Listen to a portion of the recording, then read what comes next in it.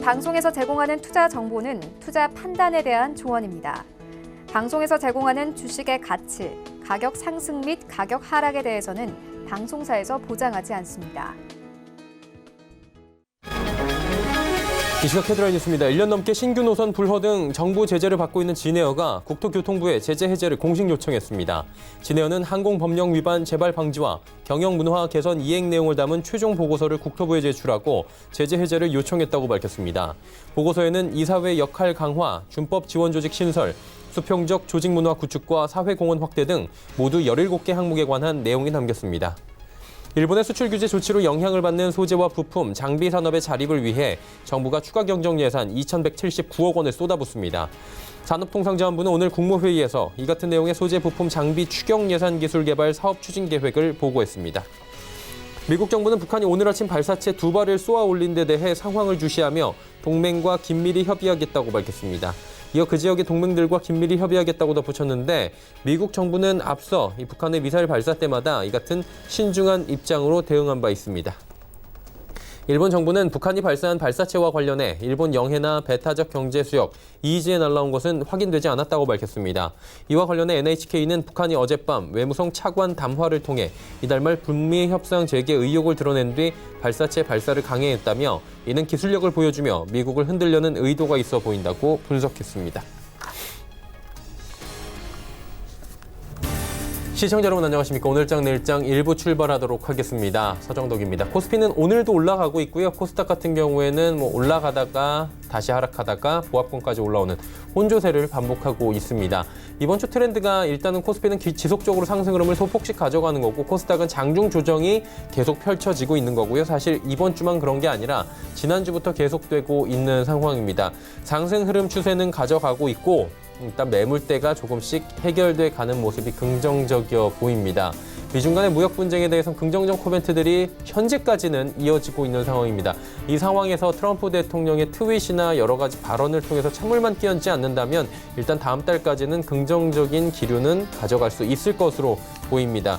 중국의 경기 부양 의지도 지금 확인이 됐기 때문에 우리 시장을 끌고 가는 모멘텀 정도는 충분히 작용할 수 있다는 분석입니다. 일본과의 무역 분쟁 역시 조금은 잦아들고 있는 측면, 이 부분도 증시에는 역시나 긍정적입니다.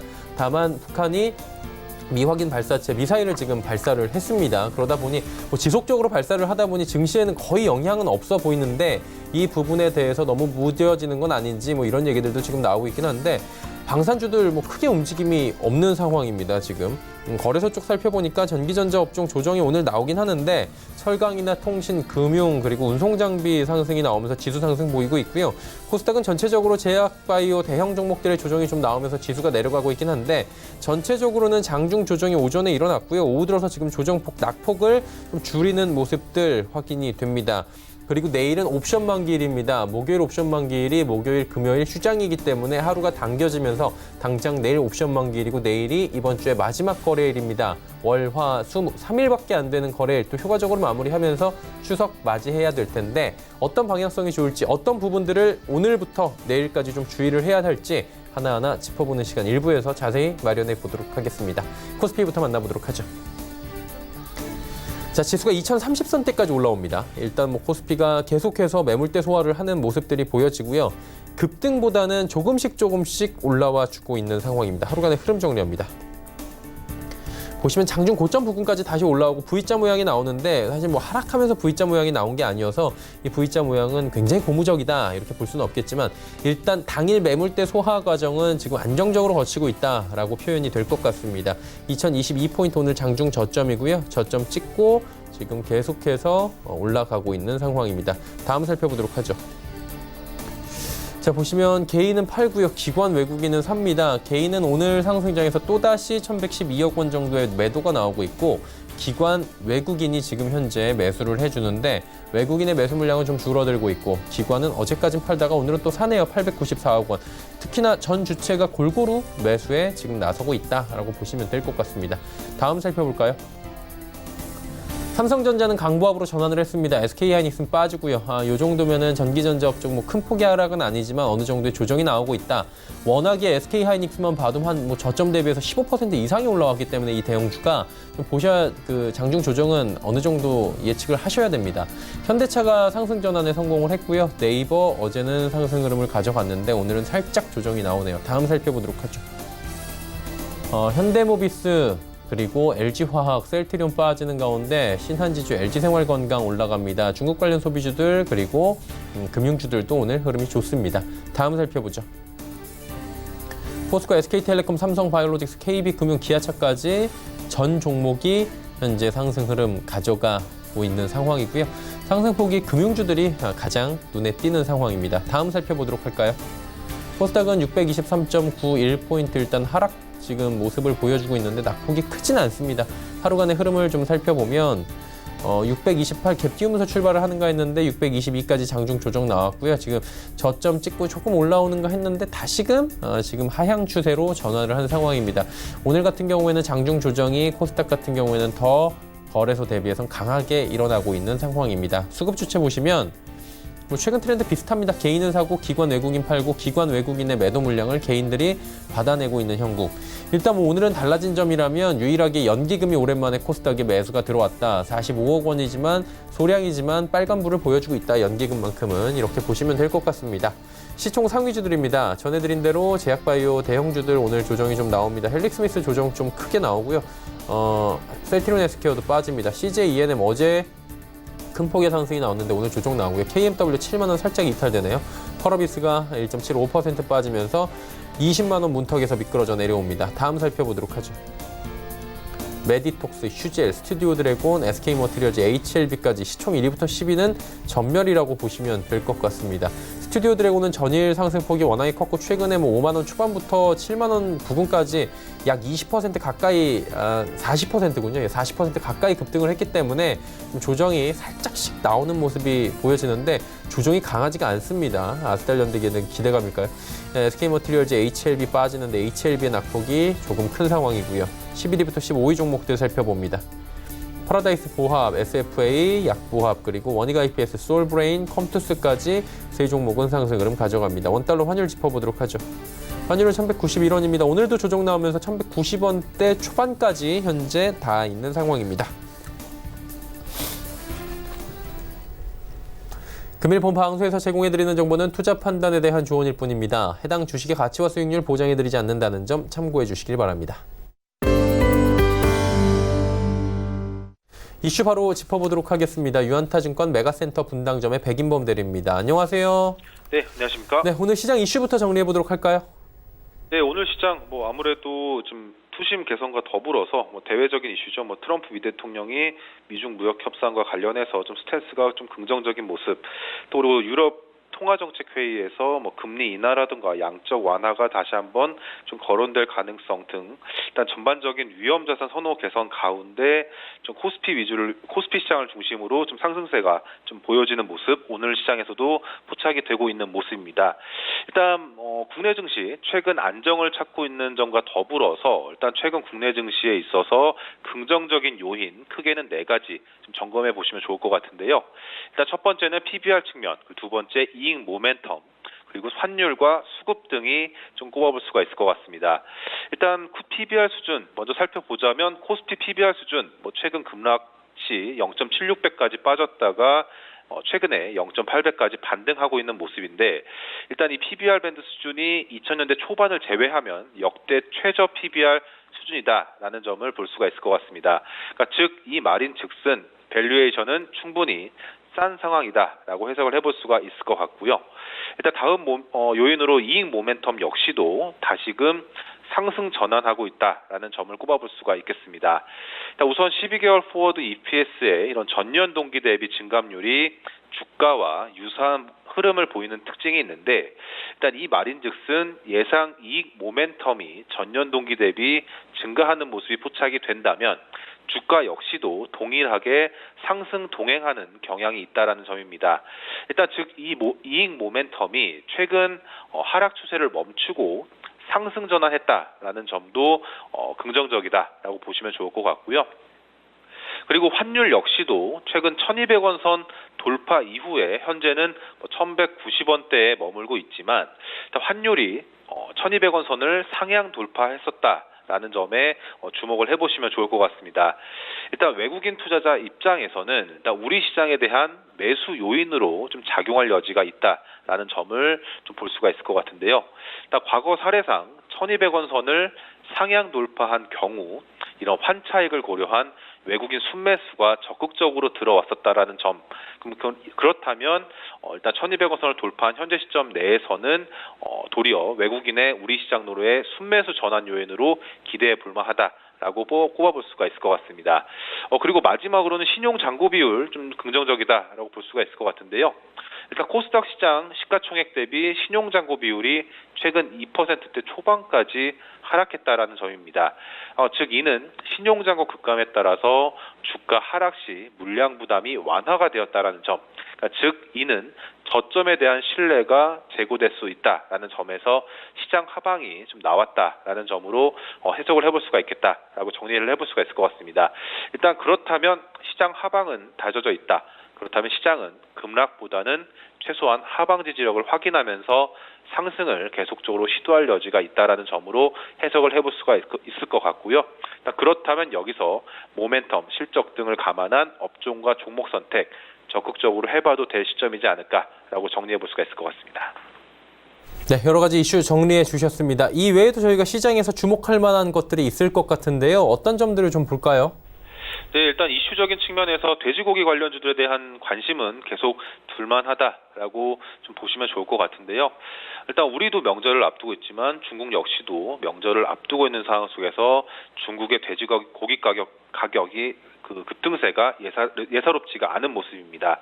일단 석 달 새 70%가량 돼지고기 가격이 급등한 점 등과 더불어서 일단 일전에도 말씀을 드리긴 했지만 중국 돈육 가격 13년 만에 최고치, 그리고 이러한 돼지고기에 대한 공급 재고가 좀 소진되는 상황에서 이런 공급 절벽이 최소한 1년간 이어질 수 있다는 점에서 중국발 이 돼지고기 가격 상승세가 쉽게 진정되지 않을 것이다라는 점으로 포인트를 삼아볼 수가 있을 것 같고요.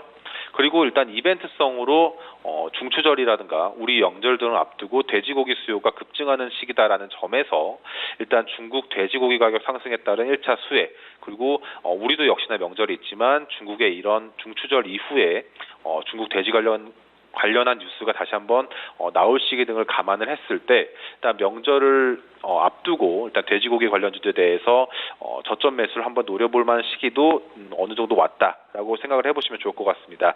일단 최근에 이제 주가 조정 이후에 반등 가능성을 좀 모색할 가능성이 있다라는 점에서 저점 매수 관심 있게 관련주들 지켜보시면 좋을 것 같고요. 이지바이오, 우리손 FNG, 윙이푸드, 팜스토리 등에 있어서 계속적으로 주가 조정 시 접근 관점으로 관심 가져보시면 좋겠다 말씀드리겠습니다. 그렇다면 시장 전략은 어떤 식으로 좀 꾸려가면 좋을지 궁금한데 어떻게 가져갈까요? 네, 이제 우선적으로는 최근 5G 통신 장비 관련주들에 있어서 일단 매매 전략 좀 생각을 해보시면 좋을 것 같은데요. 우선은 5G 통신 장비 관련주 매매 전략은 좀 짧게 가져가시면 좋지 않을까 생각하고 있습니다. 일단 오늘 시장에서도 좀 힘을 못 받고 있긴 하지만 전일 5G 관련주의 급락은 아무래도 좀 기존 투심이라던가 기존의 상승 추이를 조금 흔들 수 있는 여지가 있었다라는 점에서 일단 5G 관련주에 대한 매매 전략 고민할 수밖에 없는 모습인데요.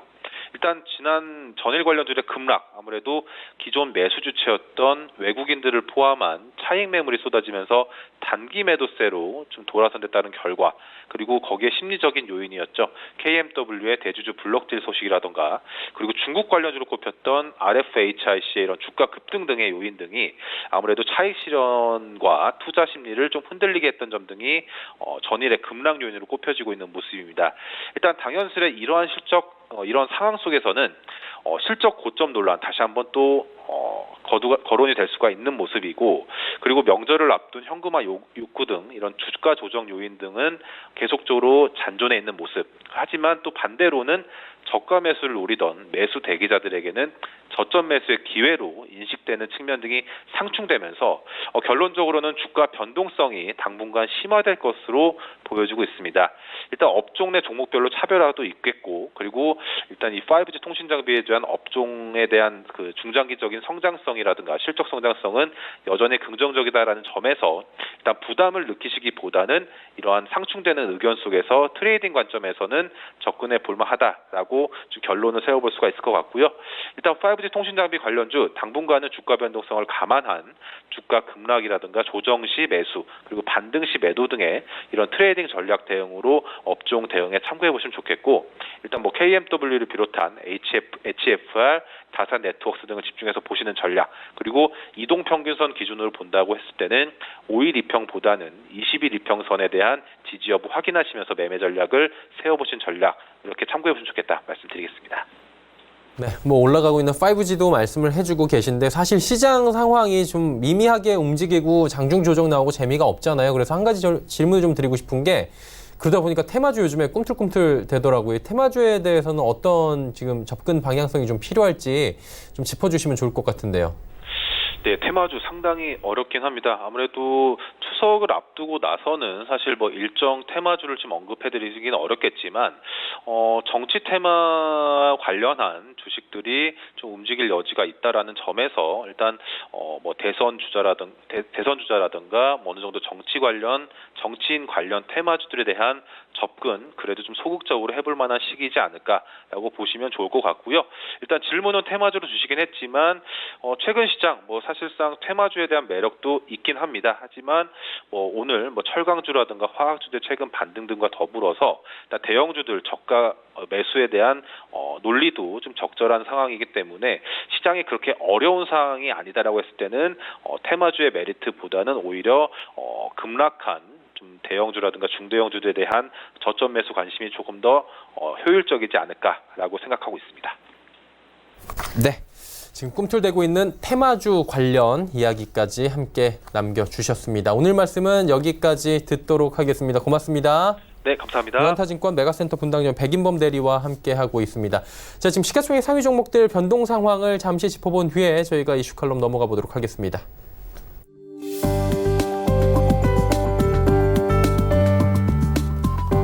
자, 보시다시피 코스피 시가총액 상위 종목들 뭐 이렇다 할 움직임이 크지가 않은 상황입니다. 보시면 삼성전자는 한 호가 정도 올라오고 있는 상황인데, 그래도 다행인 건 최근 43,000원대 초반부터 47,000원대까지 올라오고 있고요.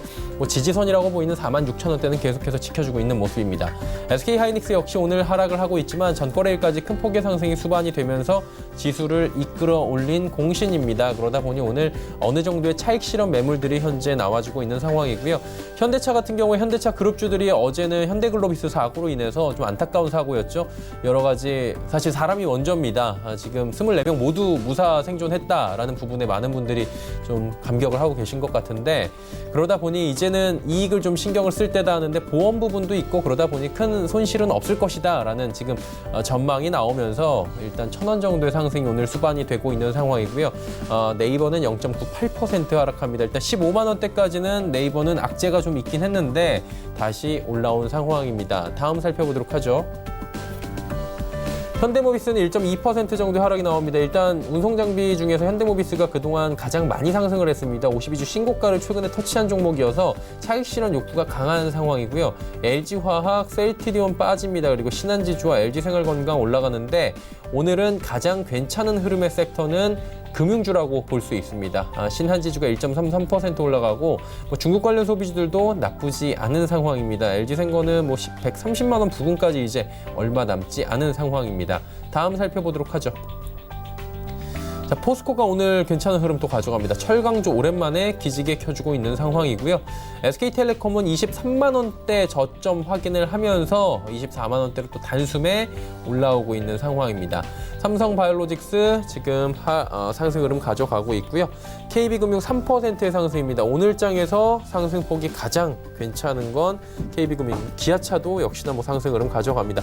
코스닥 조금만 더 확인해 보도록 하죠. 코스닥 같은 경우에는 셀트리온 헬스케어, 헬릭스미스, CJNM, KMW, 펄어비스까지 모두 지금 하락 추세를 가져가고 있는 상황입니다.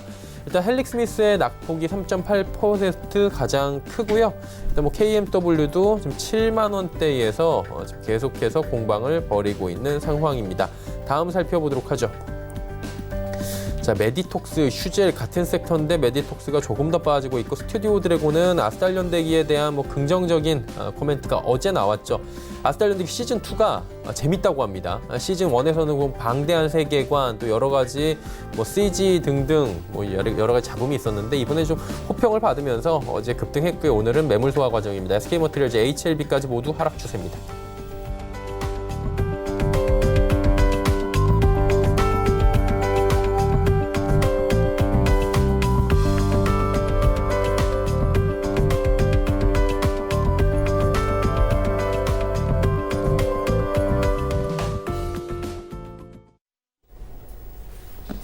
네, 이슈 칼럼 바로 이어가 보도록 하겠습니다.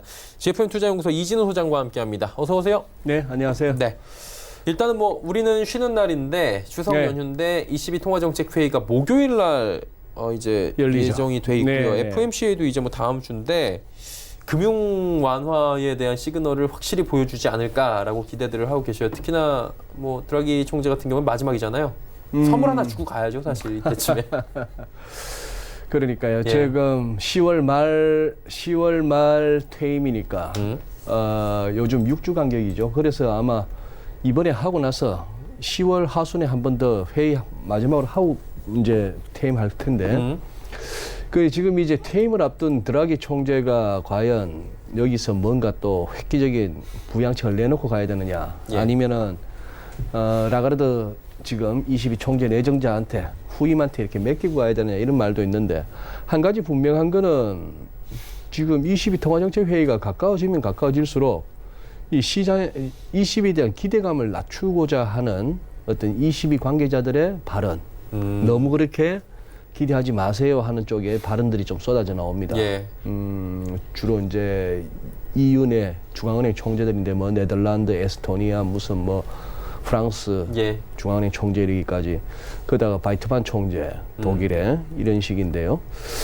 그리고 이제 시장 흐름도 약간 그래요. 지금 무슨 보시면 독일 국채 수익률 한번 보실까요? 예. 네. 독일 국채 수익률의 이 Y축을 보시면은 예. 마이너스 0.581입니다. 우리 불과 지난주까지만 하더라도 독일 국채 수익률이 마이너스 0.7%대입니다. 이렇게 얘기했어요. 예. 예. 이게 지금 제법 올라온 거죠. 그렇죠. 금리가 좀, 국채 수익률이 좀 올라온 겁니다. 마이너스이긴 합니다만. 예. 자, 이게 결국은 뭐냐. 또 하나.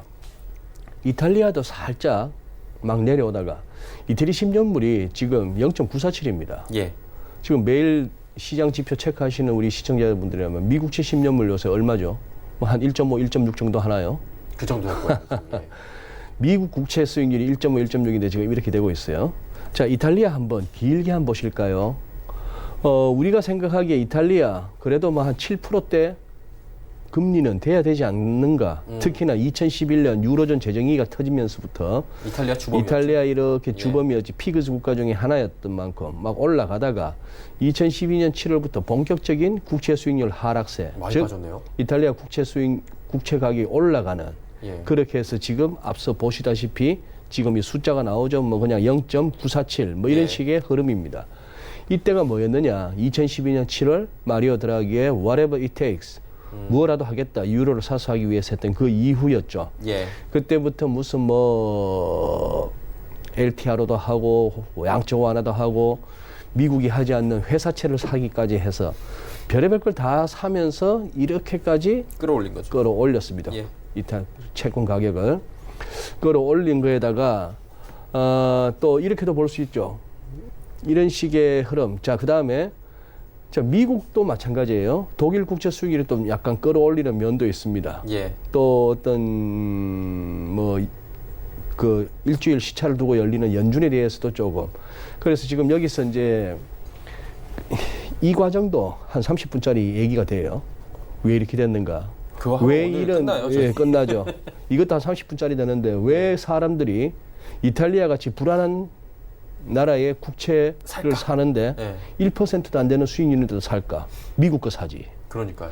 그런데 지금 이게 미국 투자자들 입장에서는 달러를 가지고 유로로 환전해서 이탈리아 국채나 독일 국채 마이너스 0.7, 0.6, 0.5를 사더라도 이득인 거죠. 이게 남는 거예요. 예. 환해지를 하다 보면은 그만큼 지금 미국 금리가 높아서 환해지를 하다 보면 스왑 포인트에서 먹고 들어가는 것이 오히려 미국 국채에 투자하는 것보다 조금이라도 더 낫다 하는 그런 상황이죠. 그러나 만약에 이제 이러다가 국채 가격이 확 떨어지면은, 즉 국채 수익률이 급등하는 상황이라면은 예. 독일이나 이런 데서 하면은 그 투자에서는 이제 뭐 환해지를 했다 하더라도 손실이 날 가능성이 있으나 지금까지는 전부 먹어왔다는 얘기입니다. 그래서 지금까지 여기서 말씀드릴 수 있는 거는 조금 전반적으로 22에 대한 기대감도 조금씩 낮추자 하는 흐름이 보인다는 것이죠. 네. 이제 너무 기대를 가지고 접근을 하다 보면 실망이 커질 수도 있는 국면이고 여러 가지 변수들이 있다는 건데 네. 그 변수가 빚더미 얘기가 지금 나와요. 뭐 그거 뭐 하루 이틀 된 얘기도 아니고. 그러니까 어제 오늘 얘기도 아니고 몇 년 된 네. 얘기인데 계속 나옵니다. 그럼 부채 규모가 어느 정도인지 지금 좀 살펴보긴 해야 될 것 같은데 어때요? 그 정도로 심각해요? 보기 나름입니다. 심각하다면 심각하고 아직도 시장의 주요 좀 이렇게 힘께나 쓴다는 운용 규모 크다는 자산 운용사들의 예. CIO나 CEO들은 네. 돈 더 풀어라 그러고 있는데요. 그렇죠. 예. 참 철없어요 보면은. 그래서 가끔씩 저 채권 애널리스트들 중에 철없는 주식시장 뭐 이런 얘기도 하기도 하는데 예. 채권 시장만 철없는 게 아니고 채권 쪽도 마찬가지예요. 돈 풀어주세요. 우리 들고 있는 채권 가격 더 오르게 이러는데, 그래서 한번 글로벌 데트 해서 한번 구글에 들어가 보니까 예. 뭐 IMF 자료가 나옵니다. 이렇게 나오네요. 자, 2017년 조금 오래된 자료긴 하네요. 예. 2017년 말로 해서 184조 달러입니다. 184조에다가 곱하기 한 1100 얼마 얼마 되는 거예요? 1200 정도 할까요? 그러면 뭐 무슨 경이 나오겠죠. 예. 네. 자, 그리고 지금 이 파란색이 예. 선진국, 그리고 이 빨간색은 뭐 신흥국 같은 예, 신흥국이라고 보시면 되겠죠. 예. 브레스트 마지막이니까. 그래서 어쨌거나 1950년대 이후로 특히 1980년대 접어들면서부터 굉장히 글로벌리 부채는 늘어났고 그 중에서도 신흥국 쪽에 이제 빚이 조금 급하게 늘어났다라고 볼 수 있는 거죠. 예.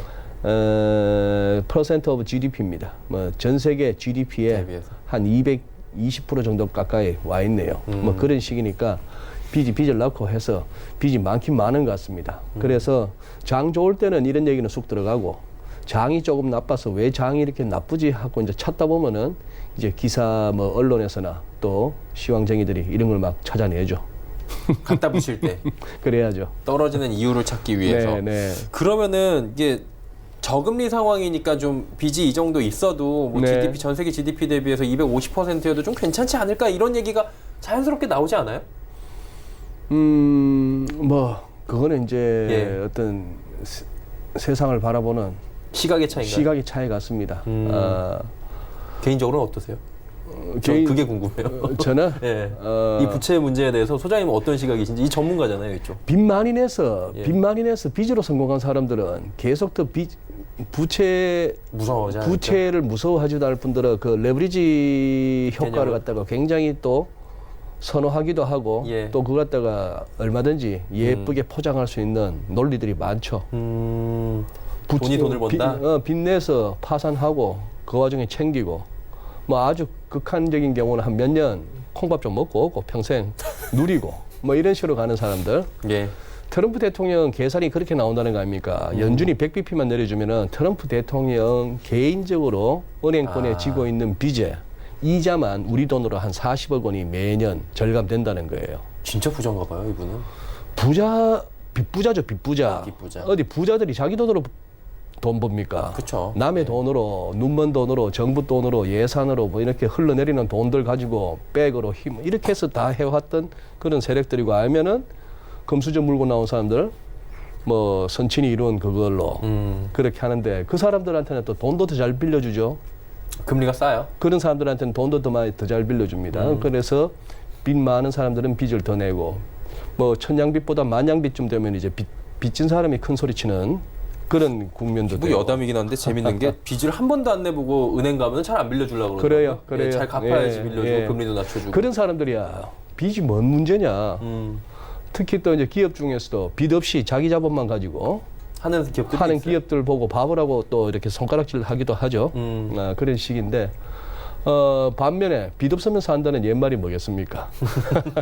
이건 이제 시각의 차이고 또 처한 입장의 차이 같습니다.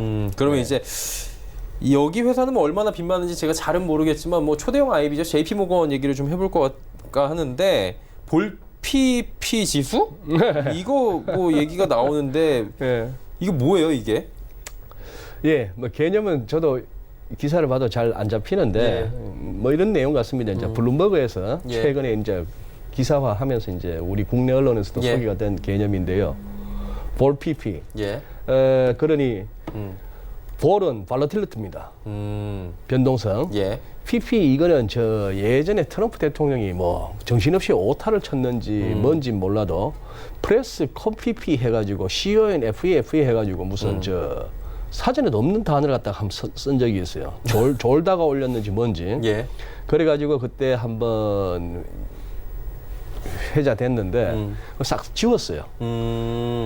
트윗을. 트윗에서 지우고 나서 예. 그다음에 또 트럼프 대통령 특유의 볼 PP의 미닝 누가 알겠냐. 그러고 나서는 마지막 인조해 그냥 즐겨라. 이렇게 한번 또 트윗을 갖다가 올리기도 했는데 그래서 내용인 것은 이겁니다. 트럼프 대통령의 트위트가 통계적으로 굉장히 중요한 임팩트를 준다 시장에. 특히 2년물, 5년물 국채 수익률에 이런 얘기인데요. 예. 지금 국내 이제 이투데이 같은 매체에서 이렇게 뭐 그려놨는데 예. 뭐 이 지수의 0.6, 0.06, 0.10 이 의미는 잘 모르겠습니다만 지수가 올라가는 거 어쨌거나 트럼프가 시장 거래 시간에 올린 트윗 수하고 같이 움직이더라 하는 얘기니까 그래서 그만큼 트럼프 대통령의 트위트가 중요하더라 하는 그런 정도의 기사로 이해해 주시면 될 것 같습니다. 관련 기사 블룸버그에서는 또 이런 그림도 있네요. 예. 이 검은색 죄송합니다. 이게 감기 조심하세요. 네. 예. 일평균 뭐죠? 한 달 동안에 에브리지 한 달간 일평균 몇 번씩 했느냐 예. 이런 얘기인데 요즘 같으면 한 20여 회를 하네요. 하루에 트윗을 20개를 올린다고요? 하루에 20개를 올린다는 얘기죠. 그럼 한 시간에 하나씩 올린다고요? 여기서 이제 만약에 리트위트를 빼고 나면 이 정도 예. 뭐 이런 식인데 이때 취임 초에 비해서 가면 갈수록 많아지고 있죠. 그런 모습을 우리가 또 볼 수 있습니다. 그러다 보니까 이제 점점 그렇게 얘기를 하는 거죠. 트윗이 안 올라오는 시간은 새벽 5시부터 한 오전 10시까지래요. 그때 자는 거 아니에요? 그쪽 주무시나 본데 예. 오전 10시 같으면 출근해야 되는 시간 아닌가 싶기도 하고요. 아니 뭐 저기 탄력근무제를 백악관도 탄력근무제를 할 수가 있으니까 예. 오죽하면 볼 PP 뭐 이런 것까지 만들었겠습니까? 그만큼 영향이 크다는 거죠, 계속해서 영향이 사실인데. 크다는 것을 얘기합니다. 그리고 요즘 어지간한 우리 시장에 계신 분들 트럼프 대통령 트위터 팔로우 하실 걸로 알고 있는데 저희도 하루에 한 번씩은 최소한 체크를 하는 것 같아요. 네, 그러니까 저희 예. 제작진들도 요즘은 또 이방카 얘기가 자주 올라오고 사진도 많이 올라오더라고요. 그렇죠. 예. 최근 며칠은 그렇습니다. 네. 뭐 이게 해석하기가 굉장히 또 재밌어요. 이분 거 보다 보면은 얘네 성문 영어 생각도 좀 나는 것 같고 굉장히 또 정덕객께서는 보시다 보면은 이건 트럼프 대통령이 본인이 직접 올렸구나 싶은 것과 있어요. 옆에 누가 이렇게 뭐 올려라 이렇게 하는 보좌진이 거. 그냥 컨셉만 받고 이렇게 올렸다 싶은 게 구분이 되시죠? 대강 이제 보다 보니까 요거는 이제 옆에서 써줬구나. 그런 게 의중은 뭐예요. 담겼겠지만 그런 네. 재미도 좀 있는 것 같습니다. 그러다 보니까 트윗이 이렇게 또 중요해지고 볼 PP 지수까지 나오고 있는 거예요. 그리고 이제 오늘 내일만 지나고 나면 추석이에요. 네. 추석 연휴가 지금 앞에 있기 때문에 뭐 지금 사실 시장은 그렇게 재미가 없거든요. 어떤 얘기를 할 만한 게 딱히 있지는 않고. 그래도 재미가 없다고 해도 예. 그래도 우리 1900 깨질까봐 그건 다행이에요. 진짜. 1900 깨질까봐 그렇게 전전긍긍했던 우리 지난 8월 초 예. 그때 대비 지금 2000을 2030까지 지금 쭉 올라왔어요. 2000 안착이라고 봐야 되는 이 예. 상황. 그리고 환율도 1200원 내려왔으면은 한 달 전 대비 지금 많이 좋아진 거죠. 10% 이상 조정이 나왔죠. 네. 지금 뭐 사실상 어제 기준으로 보니까 나스닥이 금년 들어서 22% 올랐습니다. 뭐 많이 힘드네 올랐네요. 죽겠네 하는 네. 와중에도 다른 데도 어지간한 데는 보면 10%대 조금 20%에 가까운 상승률을 보이는데 뭐 10%에 못 미쳐도 7% 내지 9%대 상승률을 보이는 증시들이 대다수예요.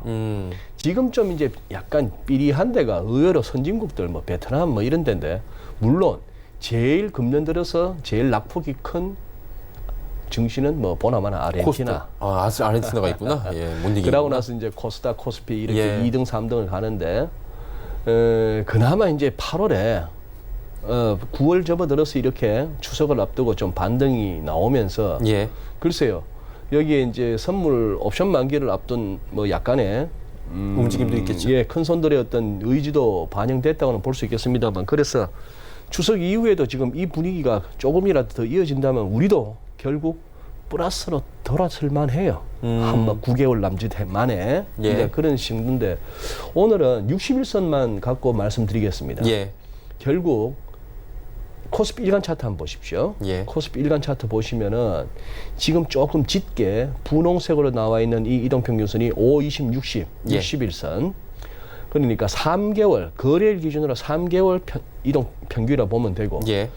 차티스트들은 이것을 갖다가 흔히 말해서 수급선이라고 합니다. 시장 내에 수급의 힘을 갖다가 나타낸다. 예. 21선을 갖다 단기 추세선 그렇게 얘기하는데, 지금 여기서 이제 중요한 거는 이 수급선이라 할 수 있는 60일 이동 평균선을 갖다가 뭐 내일 하루 더 남아는 있습니다만, 이걸 올라서고 그 다음에 추석을 맞을 것인지, 아니면 추석 이후에 결국 이것이 20위가 됐건 뭐 미국 해외 뭐 분위기가 어떻게 됐건, 아니면 트럼프 대통령의 트윗에서 또 무슨 폭탄이 터졌든 간에, 예. 결국 여기가 저항을 확인하고 밀릴지가 이제 확인이 돼야 되고요. 예.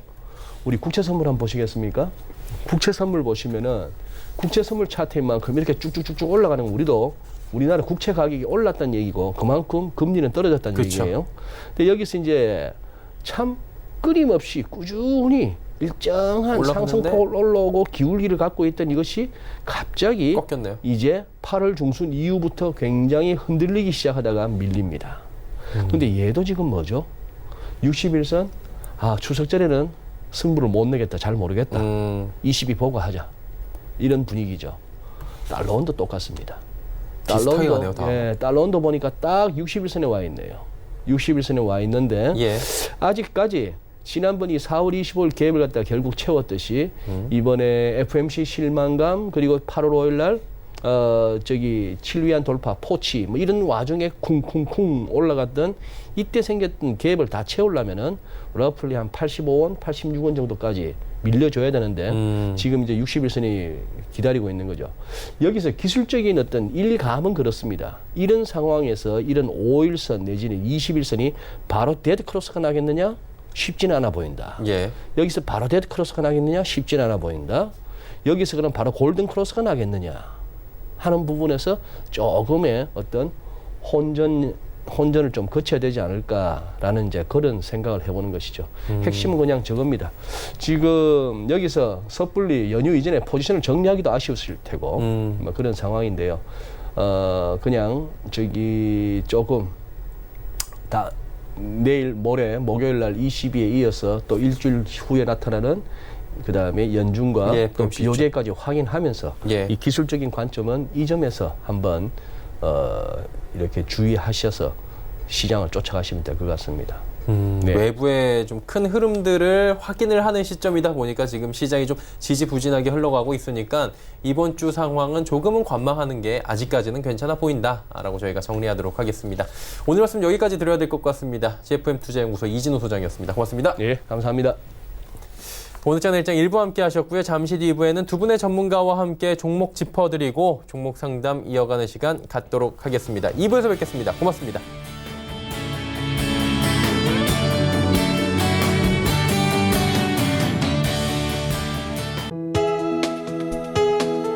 본 방송에서 제공하는 투자 정보는 투자 판단에 대한 조언입니다. 방송에서 제공하는 주식의 가치, 가격 상승 및 가격 하락에 대해서는 방송사에서 보장하지 않습니다.